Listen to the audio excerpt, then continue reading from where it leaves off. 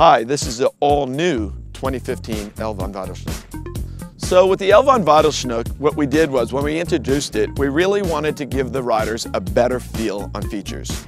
We wanted to give the riders a board that they controlled on rails and also on air tricks. With the ever-changing features in a cable park, we found the need for more ollie. So we came up with a 90-degree wood that gives you the energy to really snap up on all these new features, but also gives you enough snap to get out of your presses. What we did last year was we used a foam waist cutout to give the riders more control of the torsional properties of the board. Over the testing that we've done, we found that more foam in those areas were giving the riders that much more feel, snap, and control.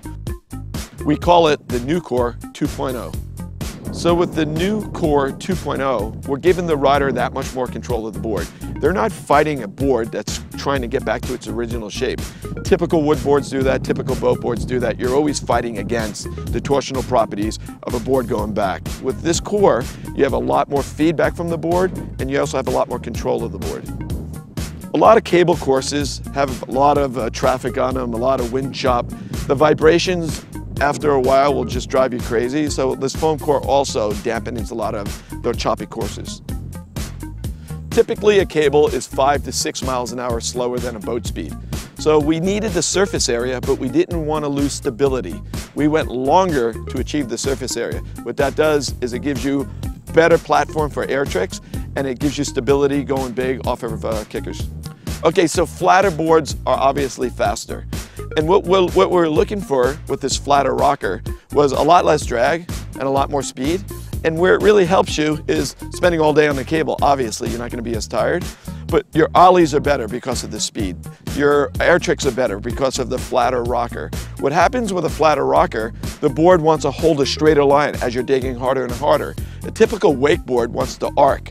Once it starts arcing, it loads up and gets slow, so it's a lot harder to flick your board. With a flatter rocker, you can keep your line, keep your speed, and flick when you want. Concave tip and tail, 3 things. Ollie power, there's no suction, so it's a lot easier to ollie. Placement of the board on the rail, it just gives you a little channel to put your board down on the rail and you have a better feel. Also, no suction when you're flicking the board. It's a lot easier to flick the board underneath you on an air trick.